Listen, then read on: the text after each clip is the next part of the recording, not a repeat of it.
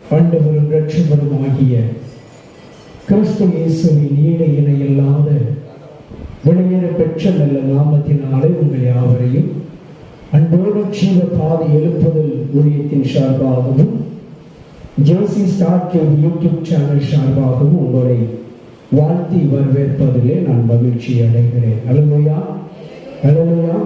கர்த்தர் நாளோட இந்த உலகம் போகிற ஒரு போக்கானது மிகவும் அழிவை நோக்கி போய்கொண்டிருக்கிறது. வேதம் ஒன்றை நமக்கு அடிக்கடி சுட்டி காட்டுகிறது. இனி காலம் செல்லாது.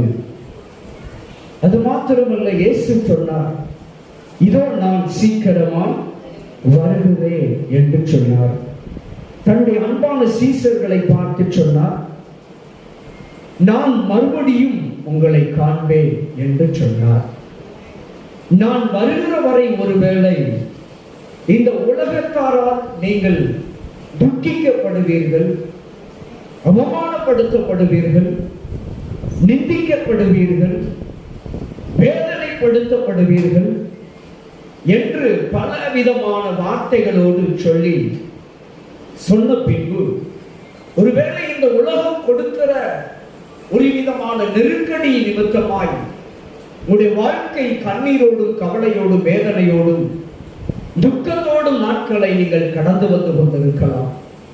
உங்களை பார்த்து ஏளனம் பண்ணுகிறவர்கள், உங்களை பார்த்து நகைப்பவர்கள், உங்களை பார்த்து கேலி செய்கிறவர்கள், கிண்டல் செய்கிறவர்கள், அவமானப்படுத்த நினைக்கிறவர்கள் உங்களை ஒவ்வொரு நாளும் துரத்தி கொண்டே இருக்கலாம்.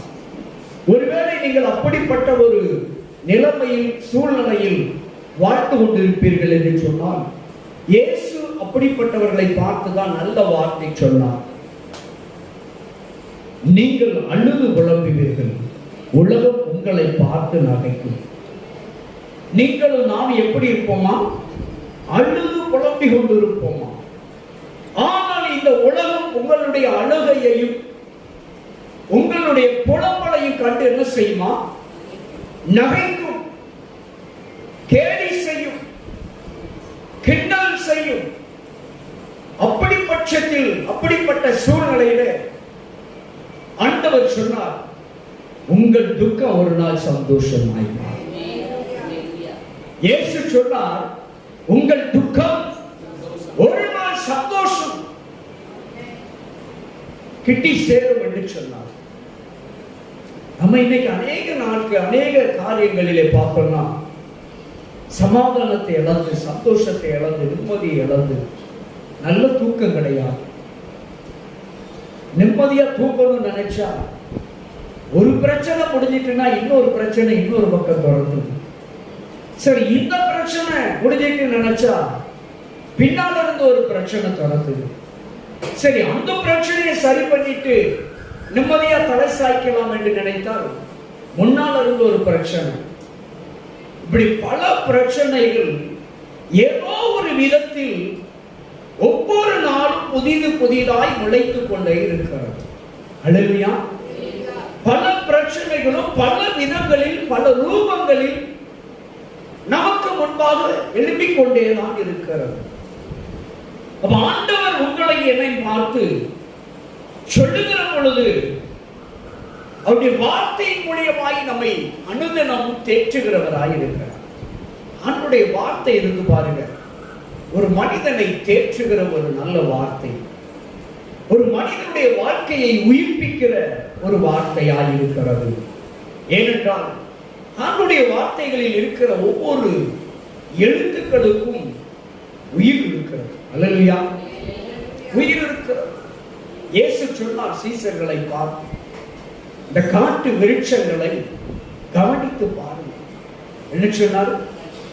காட்டு புஷ்பங்களை, காட்டு விருட்சங்களை என்ன செய்ய? கவனித்து பாருங்கள்.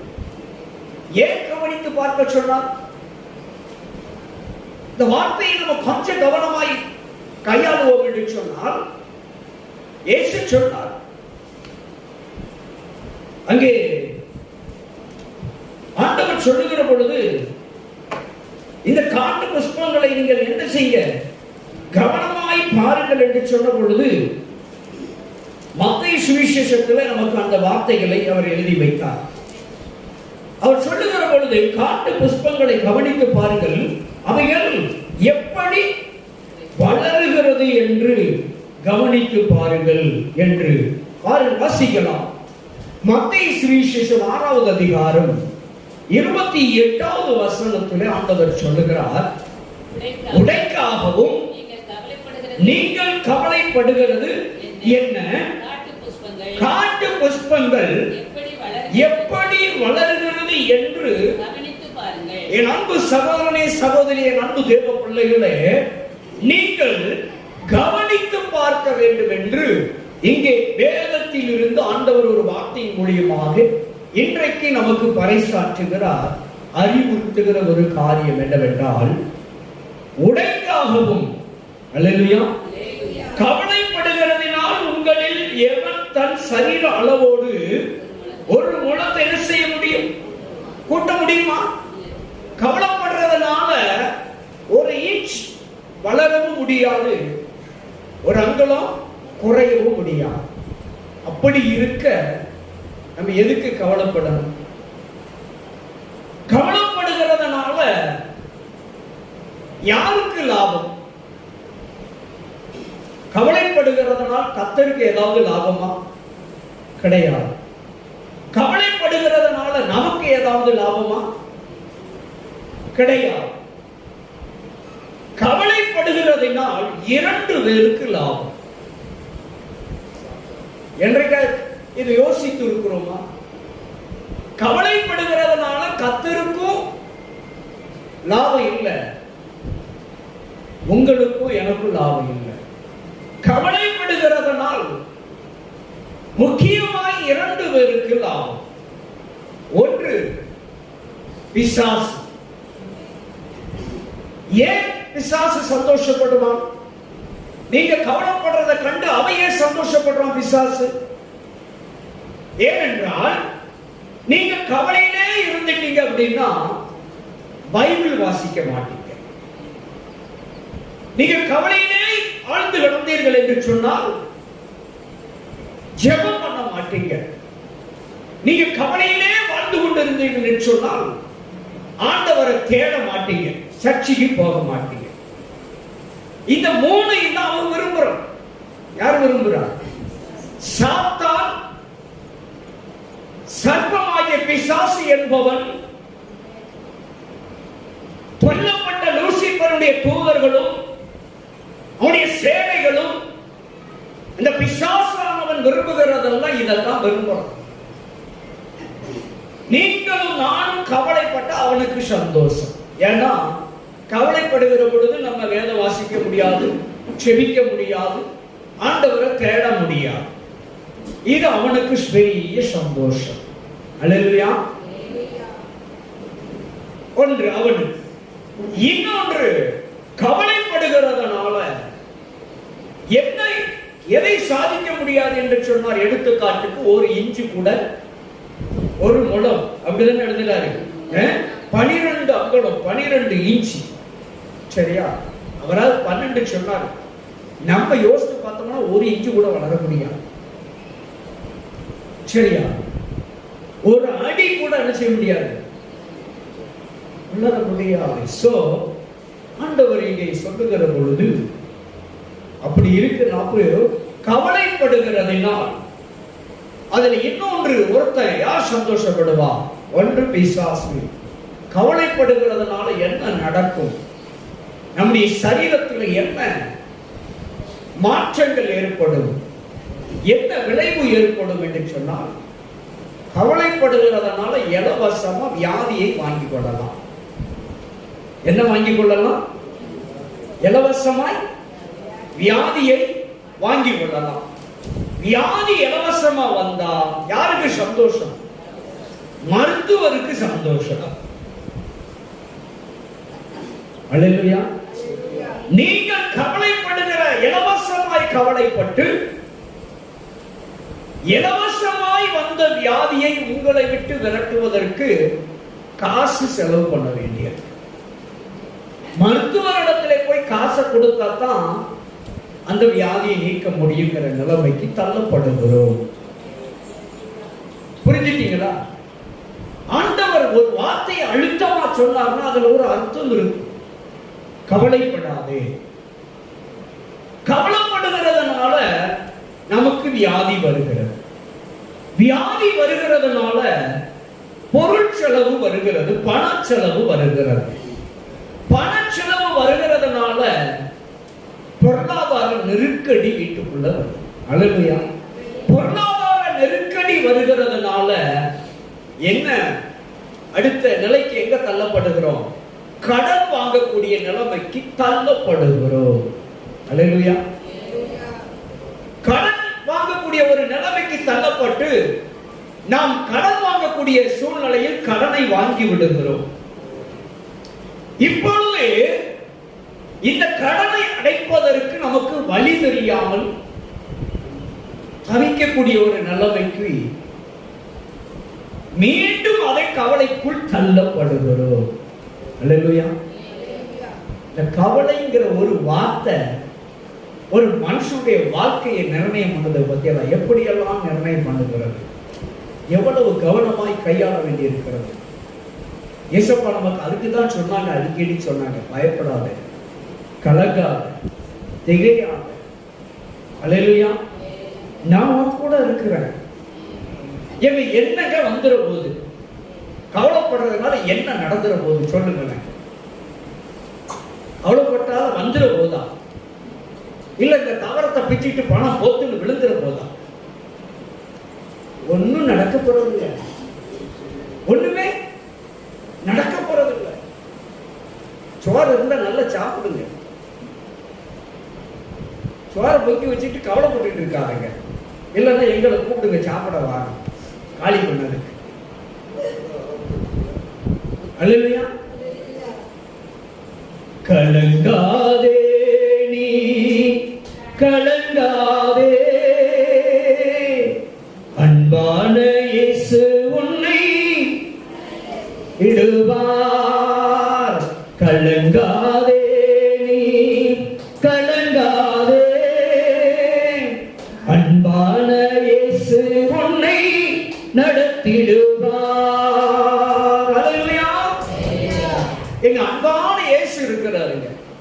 நமக்கு நல்ல ஒரு தகப்பன், நல்ல ஒரு தாயாக இருக்கிறார். ஏன் கவலைப்படணும்? சொல்லுங்களேன், சொல்லுங்க. ஏன் கவலைப்படணும்? கவலைப்படணும் அவசியமா? மாம்சம் கவலைப்பட சொல்லும். எப்படி கல்யாணம் நடக்க போதோ, எப்படி முடிச்சு நாங்க வெளியே வரமோ. நிச்சயதார்த்தம் பண்ணிக்கிறதோடு கல்யாணத்தை நல்லா நடத்தி தருவாரு. தோத்துறோம். அல்லேலூயா. பிள்ளைய கொடுத்தவர் பிள்ளைய காலம் முழுவதுக்கும் நடத்தி தருவார். எந்தெந்த வயசுக்கு என்ன பிள்ளைக்கு கொடுக்கணுமோ அந்தந்த வயசுல பிள்ளைகளுக்கு ஆண்டவர் அதை கொடுத்துருவார். அப்ப எதுக்கு நம்ம கவலைப்படணும்? புரிஞ்சுட்டீங்களா? 20 வயசுல ஒரு பிள்ளைக்கு எது தேவையோ அந்த 20வது வயது வருகிற பொழுது அந்த பிள்ளைக்கு ஆண்டவர் அதை கொடுத்துருவார். எதுக்கு நம்ம கவலைப்படணும்? ஒருவேளை திருப்பி உங்களுக்கு நீங்க எல்லாம் கேட்கிற மாதிரி எனக்கு தோணுது. கவலைப்பட்டாதான் உமக்கு வந்தாதான் தெரியும். தலக்கணமும் என்ன காய்ச்சலும் மண்டடியும் ஒரு பழமொழி சொல்லுவாங்கல்ல, காய்ச்சலும் மண்டடியும் தனக்கு வந்தாத்தாயா தெரியும். எங்க அதெல்லாம் கடந்துதானே நாங்களும் வந்திருக்கிறோம். உங்களுக்கு இருக்கிற அதே சரீரம் தான், உங்களுக்கு இருக்கிற அதே விதமான உயிர் தான் எங்களுக்கு இருக்கு. உங்களுக்கு ஊதுன அந்த சுவாசம் தான் எங்களுக்கும் ஊதப்பட்டு இருக்கு. உங்களுக்கு இருக்கிற அதே உறுப்பு தான் எங்களுக்கும் இருக்கு. உங்களுக்கு ஏதாவது மாற்றம் உண்டா? நீங்களும் தூங்கணும், நாங்களும் தூங்கணும், நீங்களும் சாப்பிடணும், நாங்களும் சாப்பிடணும். அப்படிதானே? அப்ப எதுக்கு? ஆனால் இயேசு சொன்னார், வீணா போட்டு கவலைப்படாதப்பா. அதான் அவர் சொன்னாரு, கவனித்து. அவர் சொல்ற காட்டு புஷ்பங்கள் எப்படி வளர்கிறது என்று எப்படி பார்க்கணுமா? கவனித்து பார்க்கணும். ஆண்டவர் ஒரு வார்த்தை சொல்லுவார். நீதிமொழிகள் 14ஆம் அதிகாரம் 1 வசனத்துல நல்ல வார்த்தை பெண்களுக்கு என்று எழுதி வச்சிருக்கிறார். பெண்களுக்காகவே எழுதி வச்சிருக்கிறார். புத்தி உள்ள ஸ்திரீ தன்னுடைய வீட்டை கட்டி எழுப்புகிறாள். புத்தி இல்லாத ஸ்திரீயோ தன்னுடைய கைகளினால் தன் வீட்டை என்ன செய்கிறாள்? இடித்து போடுகிறாள். ஏன் மனுஷனுக்கு அறிவு இருக்கா அப்படின்னு 2 குத்து குத்தணும். யார சொல்லியிருக்கார்? புத்தி உள்ள புருஷன் தன் வீட்டை கட்டுவான் எழுதியிருக்கிறாரு. உலகத்தான் கூட சினிமாக்கார கூட பாடிட்டு இருக்கான். ஆவதும் ஆக்குவதும் பெண் முடியும், அழிக்கவும் பெண்ணாக முடியும். ஒரு பெண் நினைத்தால் ஒரு குடும்பத்தை கட்டி எழுப்பியும் செஞ்சிடலாம், ஒரு குடும்பத்தை தரமட்டமாக ஆக்கிவிடலாம். அப்போ ரொம்ப கவனிக்க வேண்டியது, ஒரு குடும்பம் ஏன் வளர்ச்சியை காணவில்லை? ஒரு குடும்பம் ஏன் வளர்ச்சிக்குள் வரவில்லை? ரொம்ப கவனிக்க வேண்டியது. ஆண்டவர் சொல்றாரு இந்த வார்த்தை. ரொம்ப நான் ஒரு நாள் ரொம்ப நேரம் உட்கார்ந்து இந்த தியானம் பண்ணுவேன். இதை வேகமாக நம்ம தினத்தோடு இதை நிறைய முறை நான் பேசியிருக்கேன், யூடியூப்ல நிறைய கிடக்குது. இருந்தாலும் இன்னைக்கு மறுபடியும் ஆண்டவர் பேச வைக்கிறாரு. காட்டு புஷ்பங்களை கவனித்து பாருங்கள், அது எப்படி வளர்கிறது. சரியா? இது என்னது? இது என்னது? புதுனை. இது வளருமா? இது வளருமா? இந்த பூ வளருமா? இந்த செடியில இருக்கிற இந்த பூ, இந்த கப்பால இருக்கிற பூ வளருமா? ஏன் வளராது? பிளாஸ்டிக் பூ, தண்ணி இல்ல, வேற மெயின் பாயிண்ட் அதுதான். அதுல என்ன இல்லைன்னா உயிர், ஜீவன் இல்லை. அதுல என்ன இல்ல? ஜீவன் இல்லை. எடுத்துக்காட்டுக்கு ஒரு பூ பக்கத்தில் இருந்து தோற்றுறோம் பாருங்க. இது ஏன் வளராது என்று சொன்னால், இது ஏன் வளர முடியவில்லை என்று சொன்னால், அதற்குள் என்ன இல்லை? உயிர், ஜீவன் இல்லை. அப்ப இதை நல்லா கவனிச்சு பார்க்கணும். ஏன் வளரல அப்படின்னா நமக்கு மண்டையில ஏறணும். அப்ப அதுக்கு என்ன இல்லை? டக்குன்னு வந்துட்டு ஐயா வாயில இருந்து என்ன இல்லை? உயிர் இல்லை. உயிருக்கு இன்னொரு அர்த்தம் ஜீவன். அப்படிதானே? ஜீவனுக்கு இன்னொரு அர்த்தம் இருக்கு தெரியுமா? ஜீவன் அப்படின்னா டக்குன்னு வரணுங்க.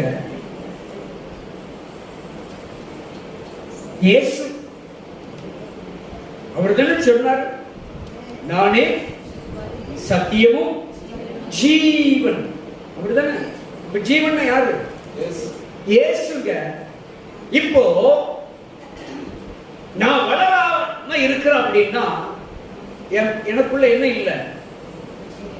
உயிர் இல்லை, ஜீவன் இல்லை. அப்ப எனக்குள்ள யாரு இல்லை? இப்ப இயேசு இல்லை.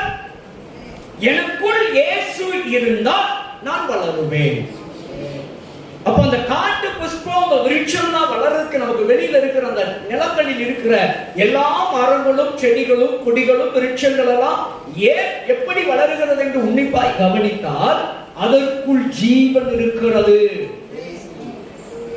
அப்ப அது வளருகிறது போல நான் ஏன் என் வாழ்க்கையிலே ஆவிக்குரிய அர்த்தங்களை பார்க்க வேண்டும். அப்ப ஆவிக்குரிய அர்த்தம் என்ன அப்படின்னா, ஆண்டவர் விருட்சத்தை சுட்டி காட்டினார், காட்டு புஷ்பத்தை சுட்டி காட்டினார்.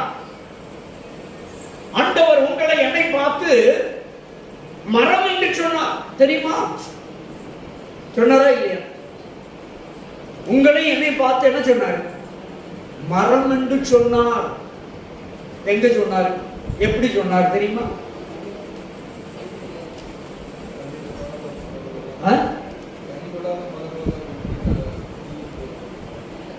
சரியா சொன்னாரு. பச்சை மரத்துக்கு இப்படி என்றால் பட்ட மரம் உங்களை என்னை பார்த்து என்ன மரம்னாரு? பட்ட மரம். நம்மளாம் என்ன மரமா? பட்ட மரம். அவர் என்ன மரம்? பச்சை மரம், பசுமையான மரம். அப்ப நம்மளை எதற்கு ஒப்பிடுகிறார்? ஒரு விருட்சத்துக்கு, ஒரு மரத்திற்கு ஒப்பிட்டார். அப்படி என்று சொன்னால் நம்ம இப்ப ஒரு மரமா இருக்கிறோம், ஒரு விருட்சமா இருக்கிறோம். அப்ப நமக்குள்ள என்ன இருந்தா நம்ம வளருவோம்? ஜீவன். இயேசு, இயேசு எனக்குள்ளே, பட்ட மரமாகிய எனக்குள்ளே இருந்தால் நான் வளருவேன். ஆமென் சொல்லுங்களேன். அப்போ நான் வளராமல் இருக்கிறதுக்கு நான் இப்ப என்ன பண்ணணும்? என் வாழ்க்கையை குறித்து நான் உன்னிப்பாக கவனித்து பார்க்க வேண்டும். என் குடும்ப காரியங்களை குறித்து நான் உன்னிப்பாக கவனித்து ஆராய்ந்து பார்க்க வேண்டும். ஏன் வளர்ச்சி இல்லை? சபையில் ஏன் வளர்ச்சி இல்லை? குடும்பத்தில் ஏன் வளர்ச்சி இல்லை? பிள்ளைகளிடத்தில் ஏன் வளர்ச்சி இல்லை? காரணம் ஜீவன், உயிர், இயேசு இல்லாததினால். அல்லேலூயா. அப்ப இயேசு எனக்குள் இருந்தால், இயேசு எனக்குள் இருந்தால் நான் நன்றாய் வளருவேன். இயேசு எனக்குள் இருந்தால் நான் நன்றாய் இருப்பேன். இயேசு எனக்குள் இருந்தால் நான் கவலையே பட மாட்டேன். நான் கவலையே படவில்லை என்றால் எனக்கு டாக்டரே தேவையில்லை, எனக்கு மருத்துவரே தேவையில்லை என்று சொன்னால் மருத்துவ செலவே வராது. எப்படியெல்லாம் இருக்கு? இப்போ வீட்டு செலவு, மருத்துவ செலவு, எந்த செலவுமே வரலன்னா எனக்கு பணம் இருந்தாலும் இல்லாம போனேன். ஆமென் சொல்லுங்க. புரியுதா? பணம் எதையும் ஒன்றை நிர்ணயம் பண்ணுகிறது. பணம் நமக்கு எதுக்கு தேவைப்படுகிறது? எதையும் ஒன்றை நிர்ணயம் பண்ணி கொண்டிருக்கிறது. இன்றைக்கு பணம் ஒரு மனிதனுடைய வாழ்வை நிர்ணயம் பண்ணி கொண்டிருக்கிறது. இந்த பணம் படுத்துகிற பாடு இருக்கு பாருங்க. மனிதனை ஒரு இடத்துல நிற்க விடாமல் ஓட விட்டுக் கொண்டிருக்கிறது. மனிதன் ஓடிக்கொண்டே இருக்கிறான். எதற்கு? இந்த பணத்தை சம்பாதிப்பதற்கு. சொல்லுவார்கள் உலகத்தில் ஒரு பழமொழி, திரைகடல் ஓடி திரவியம் தேடும், சமுத்திரம் கடந்து சம்பாத்தியம் பண்ணும். இந்த பணத்தை ஏன் சம்பாதிக்கிறோம்? நீங்க பணத்தை எதுக்கு சம்பாதிக்கணும்? அதை சொல்லுங்க. டாக்டர்கிட்ட கொடுத்ததுக்கா? இல்ல பீரோல அடைச்சு வைக்கிறதுக்கா? சொல்லுங்க. நீங்க பீரோல ரொம்ப சேர்த்து வச்சீங்கன்னா திடீர்னு ஒரு நாள் ராத்திரி 12 மணிக்கு பணம்லாம் செல்லாதுன்றாரு. அன்னைக்கு போய் எல்லாம் போச்சு, ஐயோ சேர்த்த பணம்லாம் எத்தனை பேர் கண்ணீர் விட்டுட்டு இருக்காங்க. திடீர்னு ராத்திரி 12 மணிக்கு ஆர்டர் போட்டுருவாரு, பணம் செல்லாது. இல்லையா? சேர்த்த பணமும் அப்பா போச்சு, காலமும் விரயமா போச்சு. புரிஞ்சுச்சா? அப்ப பாருங்க, பணம் சம்பாதிக்கிறோம் அப்படின்னா அந்த பணத்தை நல்ல செலவு பண்ணி அனுபவிச்சு. அல்லேலூயா. ஆமென் சொல்லுங்க. அனுபவிக்கிறதுங்க சொல்லுங்க. எனக்கு தெரிந்த ஒரு நபர் உண்டு எங்கள் பகுதியில், பாளையங்கோட்டை பகுதியில் எனக்கு தெரிந்த ஒரு நபர் உண்டு. அவருக்கு நிறைய சொத்து உண்டு, நிறைய கோடிக்கணக்கான வேல்யூ உள்ளது, கோடிக்கணக்கான மதிப்புடைய சொத்து உண்டவர்கிட்ட. அவர் திருமணமும் முடிக்கல. நல்ல சமுதாய பணி, பொது பணி நல்ல செய்வார், பொது சேவை நல்ல செய்யக்கூடிய ஒரு நல்ல உள்ளம் கொண்ட மனிதர். அவ்வளவு பணம், அவ்வளவு சொத்து இருந்தோம். சரி, காலத்துக்கு ஏற்ப சரியா தொடர்பு கொள்வதற்கு ஒரு சின்ன டப்பா போன், அது ஒரு பட்டன் போன் வச்சிருக்கலாம். சரி, பெரிய வண்டி வேண்டாம், காலத்துக்கு அவர் வயதுக்கு ஏற்ற ஒரு சின்ன ஒரு பைக்கை வச்சிருக்கலாம், வாங்கலாம்ல. அதுவும் இல்லை, இதுவும் இல்லாம பெடல் இல்லாத சைக்கிள், சீட் இல்லாத சைக்கிள்லே காலத்தை ஓட்டினார். ஒரு நாள் வந்துச்சு, இவனும் சாப்பிட மாட்டான், நம்மளையும் அனுபவிக்க விட மாட்டான்னு சொந்தம் விட்டு வைக்கல. சொந்தம் பார்த்துச்சு, சொத்துக்காக கத்தி எடுத்து ஒரே குத்து காலி பண்ணிட்டு உடனேக்கு ஏதாவது உண்டு முடிய மனுஷா. நான் ஒன்று கொண்டு வந்ததும் இல்லை, ஒன்று கொண்டு போவதும் இல்லை. நிர்வாணியாய் வந்தேன், நிர்வாணியாய் போகிறேன். எதுக்குங்க? இன்னைக்கே போய் பீரோல இருக்கிற ரூபாயில எடுத்து செலவு பண்ணி சாப்பிடுங்க. இருந்தா தானே சோத்திரம். ஆமென். இருக்குல்லங்க, இயேசு இருக்காங்க, பெரிய பொக்கிஷம் அவர். இயேசு பெரிய பொக்கிஷம், அவர் இருந்தா போதும். அல்ல அல்ல குறையாத அன்பு,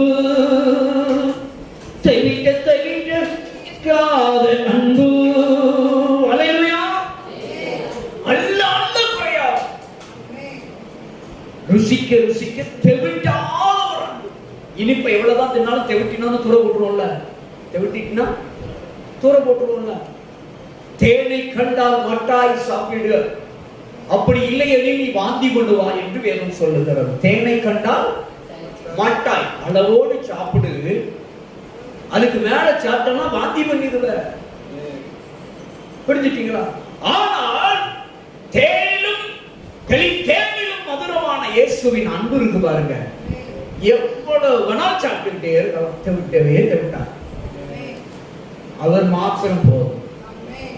அவர் இருந்தாருன்னா நமக்கு எதுக்குங்க கவலை? அல்லேலூயா. அவர் உங்களை பார்த்து என்ன பார்த்து சொல்றாரு, மகனே மகளை ஏமா கவலைப்படுத. என்ன அடிக்கடி சொல்லுவாரு, நான் உங்களை மாதிரி மனுஷன் தானே. எங்க அவ்வளவு பெரிய எளியா தீர்க்கதரிசியை சோர்ந்து போயிட்டாரு. பாடுள்ள மனுஷன் என்ன? அல்லேலூயா. அவரே சோர்ந்து போயிட்டார். ஒரு ஜெபம் பண்ணார், 3 வருஷம் 6 மாசம் வானத்தை டப்புன்னு பூட்டை போட்டு பூட்டிட்டார், மழை பெய்யக்கூடாது. ஒரு ஜெபம் பண்ணாரு, வானத்திலிருந்து அப்படியே அக்கினி இறங்கி வந்து பலிபீடத்தில் உள்ள பலிகளை எல்லாம் அப்படியே வாரி கொண்டு போனது. எவ்வளவு பெரிய மகான், அவ்வளவு பெரிய தீர்க்கதரிசி கூட கடைசியில் என்ன பண்ணிட்டாரு, எசபேலுக்கு பயந்து கேரியாற்றண்டையில போய் ஒளிந்து கிடக்கிறார். கலக்கம். ஆண்டவரை பார்த்து சோர்ந்து போய் பேசிட்டார், ஐயா என் உயிரை எடுத்து அந்த பொம்பளை என்னை கொள்ளுவதை விட, அவ என் கொலை செஞ்சு நான் சாப்பிடுறதை விட, நீரே என் ஜீவனை எடுத்துக்கிறோன்னு சொல்லி புலம்ப ஆரம்பிச்சிட்டாரு. அல்லேலூயா. நம்ம அப்பா சொன்னாரு, நீ ஓட வேண்டிய தூரம் வெகு தூரம் பா. அல்லேலூயா. ஏன் வீணா போட்டு இப்பவே நான் போகணும்னு கவலைப்படுறேன். இன்னும் சாதிக்க வேண்டியது நிறைய இருக்கு, இன்னும் அனுபவிக்க வேண்டியது நிறைய இருக்கு. போதியா சேரஞ்சல் சீரழிஞ்சி செங்க சுமந்தது போது இன்னுமா நாங்க சுமக்கணும்? அல்லேலூயா. வேண்டாம். பிள்ளை கல்யாணத்தை பார்த்தாச்சு, பேரனை பார்த்தாச்சு, பேத்தியை பார்த்தாச்சு, இனி நாங்க போறது நல்லது, வேண்டாம் சீரழிந்தது. அப்படியா? இன்னும் அனுபவிக்க வேண்டியது எவ்வளவு இருக்கு. அல்லேலூயா. ஆபிரகாம் மரித்தார் பூரண வயது, ஈசாக்கு மரித்தார் பூரண வயது. 3-4 தலைமுறையை கண்டார்கள். யாக்கோபு மரித்தார், 4 தலைமுறையை கண்டார். நம்ம ஒரு தலைமுறையை பார்த்தோன்னே என்னை எடுத்துக்கோருங்க, அந்த பாடுபடுத்துதுவ. அல்லேலூயா, அல்லேலூயா. ஆண்டவர் சொல்றார், மகனே மகளே கவலைப்படாத. அந்த மரத்துக்கு எப்படி உயிர் இருக்கோ அதுபோல உனக்குள்ள நான் இருக்கேன் அப்படின்னார். அல்லேலூயா. இயேசுவா நமக்குள்ள இருக்கிறார். நம்ம கவலைப்பட வேண்டிய அவசியம் இல்லை. நோயை கண்டு, வியாதியை கண்டு, கடனை கண்டு கவலைப்படாதங்க. எங்க அவர் அடப்பார், அவ்வளவுதான். நான் அடிக்கடி ஒரு வார்த்தை சொல்றேன். இந்த இடத்துல இந்த ஜெப வீட்டை நான் கட்டுகிற பொழுது பல நெருக்கடிகளை சந்தித்தேன். பலவிதமான நெருக்கடிகள், மறைமுகமாகவும் சரி நேரடியாகவும் நான் பல வழிகளில் பல நபர்களால் நெருக்கப்பட்டேன். இதை கட்டி எழுப்பையில் கடைசியா திறக்கக்கூடிய தருணத்தில் ஒரு நபர் மார்கட்டி சொன்னார்கள், நான் எப்படி இவனை திறக்க விடுகிறேன் என்று பார்ப்போம் என்று மார்த்தட்டினார்கள். இந்த சபையை பிரதிஷ்டை பண்றதுக்கு ஒரு வாரத்துக்கு முன்னால ஒரு நபர் சொன்னாங்க, எப்படி இவன் திறக்கிறான், நான் உயிரோடு இருக்கிறவன் திறக்கிறான் பார்ப்போம் அப்படின்னு சவால் விட்டுட்டு போனாங்க. அப்பவும் நான் ஒரே ஒரு வார்த்தை ஆண்டவரை பார்த்து சொன்னேன், ஆண்டவரே அவரை தண்டிங்கன்னு சொல்லல, திறந்தா ஊழியம் செய்வேன், இல்லைன்னா போய்கிட்டே இருப்பான், அவ்வளவுதான். திறந்தா ஊழியம் செய்வேன், திறக்கலன்னா போய்கிட்டே இருப்பேன். நீங்க கட்டுனீங்க, நீங்க பார்த்துக்கோங்க, நான் எதுக்கு கவலைப்படணும்? என் வீடா, ஐயோ நான் கட்டின வீட்டுல குடியிருக்க முடியலன்னு கவலைப்படுறதுக்கு. உங்க வீடு, உங்க ஊழியம், திறந்தா ஊழியம் செய்வேன், இல்லைன்னா நான் போய்கிட்டே இருப்பேன், அவ்வளவுதான் ஆண்டவரை. அவ்வளவுதான் சொல்லிட்டு ஏம்பாட்டில் போயிட்டேன். அதே போல ஒரு பத்திரிகை கொடுக்க போயிருக்கேன். நம்ம திறப்பு விழாவுக்கு பத்திரிகை கொடுக்க போயிருக்கேன். அங்க ஒருத்தர் மைக்க பிடிச்சிட்டு பேசினாரு, பேச்சு அதே அப்பா வானத்துக்கும் பூமிக்கு குதிச்சார். எப்படி திறந்துருவான்னு பார்த்துரும். நம்முடைய இது இல்லாம, நம்முடைய சப்போர்ட் இல்லாம, நான் இல்லாம, நீ இல்லாம ஓன் குதிச்சார் வானத்துக்கும் பூமிக்கும். சந்தோஷம் ஐயா, போயிட்டு வாரேன். அல்லேலூயா. ஒன்றை மாத்திரம் நான் உறுதியாக பிடித்துக் கொண்டேன், என் கூட ஒருத்தர் இருக்கிறார், அவர் பார்த்துக்கிட்டுவார், அவ்வளவுதான். எல்லா ஏற்பாடும் பண்ணணும். அதனால காரியத்தை நேர்த்தியாய் கத்த நடத்தி தந்தார். யார் மார்கட்டி சவால் விட்டு வானத்துக்கும் பூமிக்கு குதிச்சு சவால் விட்டாங்களோ அதுல ஒருத்தர் ஓடி ஓடி வேலை திறக்கினாங்க. இலையை எடுத்ததே அவங்கதான். யார் நாய் இல்லாம திறந்துருவான்னு பார்த்துருவோம் சொன்னாரோ அவர் குடும்பம் பூரா உள்ள இருந்துச்சு. அவர் வெட்கப்பட்டு வர முடியாது. நான் எதுக்கு கவலைப்படணும் சொல்லுங்க? நம்ம எதுக்கு கவலைப்படணும்? புரிஞ்சுச்சா? அவர் நம்ம கூட இருக்கிற, நம்ம எதுக்கு கவலைப்படணும்? திறந்து தந்தா ஊழியம் செய்யற, இல்லைன்னு போய்கிட்டே இருக்க, அவ்வளவுதான். நீ பார்த்து ஏன் சொல்றேன்னா, நம்ம யாரையும் சபிக்கணும்னு அவசியமே இல்லை, யார் மேலேயும் கோபப்படணும்னு அவசியம் இல்லை, யார் மேல யாரு நமக்கு நாமே கவலைப்பட வேண்டிய அவசியமே இல்லை, அவ்வளவுதான். அல்லேலூயா. கடனை வாங்க வச்சவரு கடன் அடைக்க உதவி செய்ய மாட்டாரா? இல்ல கடன் வாங்க அவர் வைக்காட்டாலும் பரவாயில்ல, கடனை வாங்கல நம்மளை பார்த்துக்கிட்டு இருந்தாருங்களா?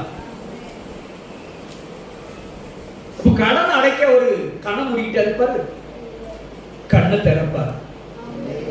அல்லேலூயா. அவர் தானே சொன்னாரு, நீ கடன் வாங்காது இருப்பாய், கடன் கொடுப்பார். அல்லேலூயா. நீ உன்னை தேடி வருகிறவர்களுக்கு கடன் கொடு, ஆனா வட்டி வாங்காதுன்னு சொன்னார்ல. நம்ம தேடி போனோம், கடனை வாங்கணும், வாங்கிட்டோம், வழி தெரியல. ஒரே ஒரு வழி உண்டு, அவர்தான் இயேசு. அவர் சொல்லிட்டார், நானே வழியினார். அல்லேலூயா. அப்ப எதுக்கு நம்ம கவலைப்படணும்? அல்லேலூயா. நாம எப்பொழுது கவலைக்குள்ளே வருகிறோமோ அப்பவே இயேசுவை மறுதலிக்கிறோம் என்று அர்த்தம். இது என்னுடைய தனிப்பட்ட கருத்தாக நான் அப்படிதான் யோசிக்கிறேன். கவலைப்பட்டுட்டேன் அப்படின்னாலே எனக்கு பயம் வந்துட்டு, எனக்கு பயம் வந்துட்டுனால அப்ப இயேசு என் கூட இருக்காரா இல்லையாங்கிற கேள்வி வந்துட்டு, என்னோடு இயேசு இருக்கிறார் என்ற நம்பிக்கை விசுவாசம் எனக்குள்ள வந்துட்டு அப்படின்னா, எனக்கு உறுதியா இருக்குன்னா நான் கவலைப்பட மாட்டேன், பயப்பட மாட்டேன். இந்த ரெண்டு எனக்கு தேவையே இல்லை. அல்லேலூயா. அவர் நடத்துவார். அழைத்தவரோ உண்மை உள்ளவர், பரிசுத்தமாக்கிடுவார். அழைத்தவரோ உண்மை உள்ளவர், பரிசுத்தமாக்கிடுவார். ஆவியாத்துமா சரீரமெல்லாம் குற்றமின்றி காத்திடுவார். ஆவியாத்துமா சரீரமெல்லாம் குற்றமின்றி காத்திடுவார். வாதை முந்தன் கொடாரத்தை அழுகாது மகளே, பொல்லாப்பு நேரிடாது நேரிடாது மகளே. ஆட்டுக்குட்டி இரத்தத்தினால் சாத்தானை ஜெயித்து விட்டேன். ஆட்டுக்குட்டி இரத்தத்தினால் சாத்தானை ஜெயித்து விட்டேன்.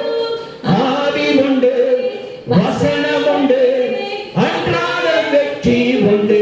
சொல்லுங்க, ஆவி உண்டு, வசனம் உண்டு, அன்றாட வெற்றி உண்டு.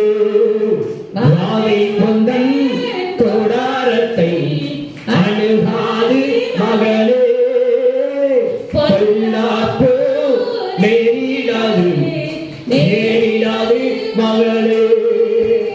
உன்னதமான கர்த்தரையே உறவிடமாக்கிக் கொண்டாய்.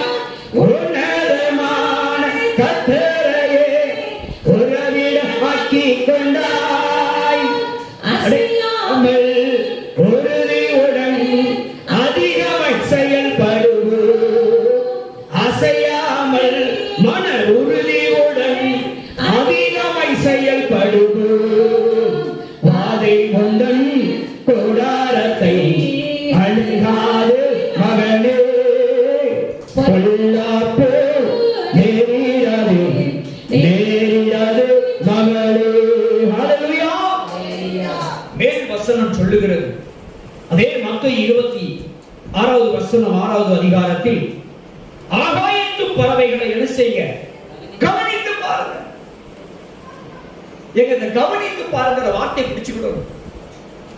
முதல்ல எங்க சொன்னாரு? ஆகாயத்து மரத்தை கவனம், இது பறவையை கவனித்து பாருங்க. எங்க இந்த பறவை வானத்துல பறக்கு. உங்களை மாதிரி என்ன மாதிரி இருந்தா என்ன பண்ணிருப்போம்? ஐயோ, ஆகாயத்துல கீழே உள்ள செத்து போயிருவோம். அது என்னைக்காவது நினைச்சுச்சா? ஆகாயத்து பறவை வானத்துல பறக்கையில அந்தரத்துல பறக்கு. திடீர்னு பறந்துட்டு இருக்குது, கவலைப்பட்டுச்சுன்னு வச்சுக்கோங்களேன், கீழே விழுந்து செத்து போயிடும். அது என்னைக்காவது கவலைப்பட்டுருமா? அதை கவனிச்சு பாருங்க. அழகா ஆய பறந்துருக்கு. ஆயா பறந்து எந்த கவலையும் அது வாட்டில் காத்தடிச்சாலும் சரி, மழை பெஞ்சாலும் சரி, வெயில் அடிச்சாலும் சரி, பனி விழுந்தாலும் சரி, எல்லா காலகட்டங்களிலும் அழகாய் பறந்து கொண்டிருக்கிறது. அது செய்ய வேண்டிய வேலையை அது செஞ்சுட்டு இருக்கு. ஏற பறக்க வேண்டிய நேரம் ஏற பறக்குது, அடைய வேண்டிய நேரம் அடைகிறது, பறக்க வேண்டிய நேரம் பறக்கிறது, விசில் சத்தம் போட வேண்டிய நேரம் விசில் சத்தம் போடுறது. எந்த கவலையும் இல்லை. ஒரு ஆகாயத்து பறவை எந்த விதத்திலே கவலைப்படாமல் அழகாய் பறக்கிறது. ஏன்னா அதுக்கு ஒரு நம்பிக்கை உண்டு, நம்மளை படைத்த தேவன் போஷிப்பார். ஒரு பறவைக்கு இருக்கிற நம்பிக்கை நமக்கு இல்லை. ஒரு பறவைக்கு இருக்கிற நம்பிக்கை என்ன இல்லை? நமக்கு இல்லை. காலையில நாங்க எந்திரிச்ச உடனே கதவை திறந்தோம்னா எங்க வீட்டு பூனை ஓடி வரும். நேரம் வந்து என் மனைவி இருக்கா, பிள்ளைகள் இருக்கா, அவகிட்ட எல்லாம் போவாது. அதுக்கு தெரியும் நமக்கு எவன் சோறு போடுவான். கரெக்டா அவன் என்ன உட்கார்ந்துருக்கா கேளுங்க. வேணாலும் 2 பூனை கிடக்கு. 2 பூனையும் நான் நிற்கிறேன். என் சவுண்டை கேட்டவனும் ஓடி வந்துடும். நேரம் கதவை திறந்தோன்னா நேரம் அது என்னதான் புரட்ட கொடுத்தோம்னாலும் எந்திரிச்சு நேரம் என்கிட்ட வந்து நிற்கும். அதுக்கு தெரியுது நம்ம எஜமான் நமக்கு இவர் தான் ஜோறு போடுவார். நம்ம காலையே நான் அங்க போனா அங்க வரும், இங்க வந்து அங்க வரும், உட்கார்ந்தோம்னா என் பக்கத்துல உட்கார்ந்து. அதுக்கு தெரியும் இவன் சரியா நமக்கு இறைய போட்டுருவான். கரெக்டா போட்டுருவேன். நான் காலையில முதல் காப்பி, எனக்கு காப்பி ஒரு டம்ளர் காப்பி கொண்டு வருவான். காப்பி வந்து என் பக்கத்துல நம்ம ஆள் படுத்திருப்பான். நம்ம எஜமா குடிச்சிட்டு, குடிக்கிறதுக்கு முன்னாடி இல்லை குடிச்சிட்டு நமக்கு தாராளமா போக மாட்டான், எந்திரிச்சு போக மாட்டான்னு அதுக்கு தெரியுது. நான் குடிச்சுக்கிட்டே இருப்பேன், 2 மடக்கு குடிச்சுக்கிட்டே இருப்பேனா என் மனசு கேட்காது.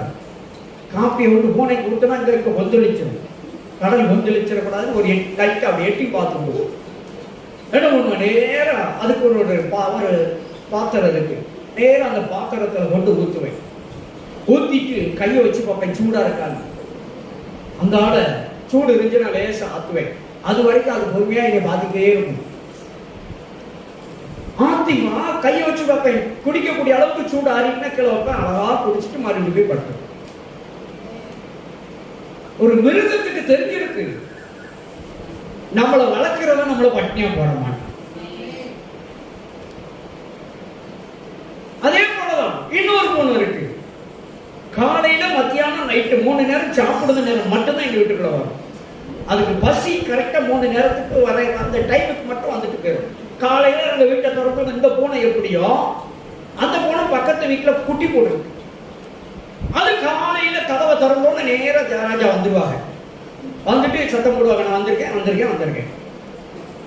நம்ம மனசு கேட்காதா, ஐயோ அந்த பூனைக்கு காப்பியை ஊத்திட்டோம், இது பாவம் குட்டி போட்டுருக்கு, பட்னியா கிடக்கூடாது அப்படின்னு சொல்லிட்டு என்ன பண்ணுவேன், ஏதாவது ஸ்நாக்ஸ் எடுத்து அதை அப்படியே போட்டா தொண்டையில சிக்கி சித்திரப்படாது அப்படின்ட்டு தண்ணியில முக்கி கொண்டு போடுவேன். அது சாப்பிட்டு வயிறு நிறந்தோம்னா அது வேலை அது பாட்டில் அது போய்கிட்டே இருக்கும், டிஸ்டர்ப் பண்ண மாட்டான். அப்போ ஒரு மிருகத்துக்கு தெரிஞ்சிருக்கு நம்மளை உருவாக்குனவன் நம்மளை வளர்க்கிறவன் பட்னி போட மாட்டான்னு. ஒரு மிருகத்துக்கு, ஒரு பூனைக்கு கூட நம்பிக்கை இருக்கு எஜமான் மேல. ஆனா எல்லா படைப்பிலும் விசேஷித்த படைப்பாய் உங்களை என்னை படைத்த அந்த ஆண்டவரை நம்ம நம்பாம கிடக்கணும். உங்களையும் என்னையும் ஆகாயத்து பட்சிகளை கவனித்து பாருங்கள், அவைகள் விதைக்கிறதும் இல்லை, அறுக்கிறதும் இல்லை, களஞ்சியங்களில் சேர்த்து வைக்கிறதும் இல்லை, அவைகளையும் உங்கள் பரமபிதா பிழைப்பூட்டுகிறார். அவைகளை பார்க்கிற நீங்களும் நான் யாரும்? அந்த பறவை பட்சிகளையே அவர் போஷிப்பார் என்று சொன்னால், அவைகளை காட்டில விசேஷித்தவர்களாய் படைக்கப்பட்ட உங்களையும் என்னையும் கர்த்தர் பட்டினி போடுவாரா? ஒரு நாள் பட்டி போட மாட்டார். அல்லேலூயா. அது என்ன அரிசியானாலும் இருந்துட்டு போட்டோம், பட்டினி போட மாட்டார். அல்லேலூயா. அப்ப எதுக்குங்க நம்ம கவலைப்படணும் சொல்லுங்க? கவலைப்படணுமா? கவலைப்படணும் அவசியம் இல்லை. கர்த்தர் அதனதன் காலத்தில் அதனதன் காரியத்தை நேர்த்தியாய் நடத்துவார், அதிசயமாய் ஆச்சரியமாய் நடத்துவார், கைவிட மாட்டார். கவலைப்படணும் அவசியமே இல்லை. ஏன் கவலைப்படணும்? அவர் நடத்துவார். அவருக்கு தெரியாம ஒண்ணுமே இல்லையா? அவர் பார்த்துக்கிட்டு தானே இருக்காரு. உங்களை என்னை பெற்று மாம்சத்தில் பெற்றெடுத்த தாயின் தகப்பன் ஒருவேளை இந்த பூமியில இல்லாமல் இருக்கலாம், அவர்கள் கூட மௌனமாக இருக்கலாம், கண்டுகொள்ளாமல் இருக்கலாம். ஆனா உங்களையும் என்னையும் தாயின் கருவை சிருஷ்டித்து படைத்து வெளியே கொண்டு வந்த அந்த தெய்வம் நம்ம கூடவே இருக்கிறார், பார்த்து கொண்டே இருக்கிறார். அவர் கைவிட மாட்டாருங்க. கைவிடுவாரா? அப்ப எதுக்கு கவலைப்படணும்? பணம் எதுக்கு தேவை? சாப்பிடுறதுக்கு தான் தேவை. அல்லேலூயா. அப்போ போதும். ஆண்டவர் சாலமோன் ஒரு ஜெபம் பண்ணான். சாலமோன் ஒரு குட்டி ஜெபம் பண்ணான், தெரியுமா? என்ன ஜெபம் பண்ணான்? ஆண்டவரே, நான் உம்மை தூசிக்காதபடிக்கு எனக்கு தரித்திரத்தையும் நான் உம்மை மறந்து போகாதபடிக்கு ஐஸ்வர்யத்தையும் தராதீரும். அன்றன்றுள்ள அப்பத்தையும் தண்ணீரையும் எனக்கு கொடுத்துரும் போதுமையாகி. அல்லேலூயா. அப்ப என்னென்ன தேவைகள் உண்டோ அந்தந்த தேவைகள் அந்தந்த காலகட்டத்தில் கர்த்தர் தருவார். அதனால சோர்ந்து போகாதங்க, கவலைப்படாதங்க. காட்டு புஷ்பங்களை கவனித்து பாருன்னு சொன்ன கர்த்தர் நமக்குள்ள இயேசு இருக்கிறாரான்னு கவனித்து பார்க்கணும். இயேசு நமக்குள்ள இருந்தா ஒரு பயமும் இல்லை, ஒரு கவலையும் வேண்டாம், நமக்கு ஒரு குறையும் வராது. அல்லேலூயா. எல்லாம் நேர்த்தியாய் நடக்கும். அல்லேலூயா. அப்படிப்பட்ட தேவன் இன்றைக்கு நம்மோடு கூட இடைப்பட்டு இருக்கிறார். ஆண்டவர் நிச்சயமா இந்த நல்ல தருணத்தில் சொல்லுகிறார், மகனே மகளே, சோர்ந்து போகாதங்க, கவலைப்படாதங்க, பயப்படாதங்க, இயேசு கைவிட மாட்டார். அல்லேலூயா. ஒன்றுக்கும் கவலைப்படாதங்க, எல்லாம் சரியாயிடும். பக்கத்துல கையை கொடுத்து சொல்லுங்க, நல்லதே நடக்கும். என்ன நடக்கும்? நல்லதே நடக்கும். எல்லாரும் அப்படியே கண்களை போடுவோம். ஸ்தோத்திரிக்கிற ஆண்டவரே, கிருபை நிறைந்த பரிசுத்தமான பரலோக பிதாவே, இந்த நல்ல வேளையில் ஆண்டவரே, ஆகாயத்து பறவைகளையும் காட்டு புஷ்பங்களையும் உன்னிப்பாய் கவனித்து பாருங்கள் சொன்ன கர்த்தர். ஆகாயத்து பறவைகளை போஷிக்கிற தேவன், உம்முடைய பிள்ளைகளை ஒரு நாள் பட்டினி போட மாட்டீர், நிச்சயமாய் போஷிப்பீர், கஷ்டங்களை மாற்றுவீர், கடனிலிருந்து, வியாதியிலிருந்து, கண்ணீரிலிருந்து விடுதலை கொடுப்பீர். நிச்சயமாய் ஆண்டவரே, நீர் கூட இருப்பதற்காய் ஸ்தோத்திரம். ஜீவனாகி கிறிஸ்து கூட இருப்பதற்காய் ஸ்தோத்திரம். ஜீவன் இருக்கிற பொழுது வளர்ச்சி உண்டு, இயேசு இருக்கிற இடத்துல வளர்ச்சி உண்டு, பாதுகாப்பு உண்டு, சுகம் உண்டு. தகப்பனே, உங்க பிள்ளைகளுடைய கவலைகள், கஷ்டங்கள், எல்லா வேதனைகளும் மாறட்டும். சந்தோஷமாய் சமாதானமாய் இருக்கட்டும், மகிழ்ச்சியாய் இருக்கட்டும், துக்கம் சந்தோஷமாய் மாறட்டும். கர்த்தரே அவர்களை வாழ வைப்பீராக, கர்த்தரே அவர்களை வாழ வைப்பீராக. ஆண்டவரே, சுகவாழ்வு அவர்களுக்கு சீக்கிரம் இருக்கட்டும், நல்வாழ்வு பெருகட்டும். ஆண்டவரே, ஐஸ்வர்யங்களும் ஆசீர்வாதங்களும் பெருகட்டும், சத்திய பாதையில் நிலைத்திருக்கட்டும், ஆவிக்குரிய ஜீவியத்தில் வளரட்டும், அபிஷேக வாழ்க்கையில வளரட்டும். தேவ கிருபை கூட இருக்கட்டும். தேவரே, உடைய பிள்ளைகளை ஆசீர்வதியும், உடைய நல்ல நாமம் மகிமைப்படட்டும். வாக்குத்தத்தங்கள் எல்லாம் படிக்கட்டும். இயேசுவின் நாமத்தில் நல்ல பிதாவே.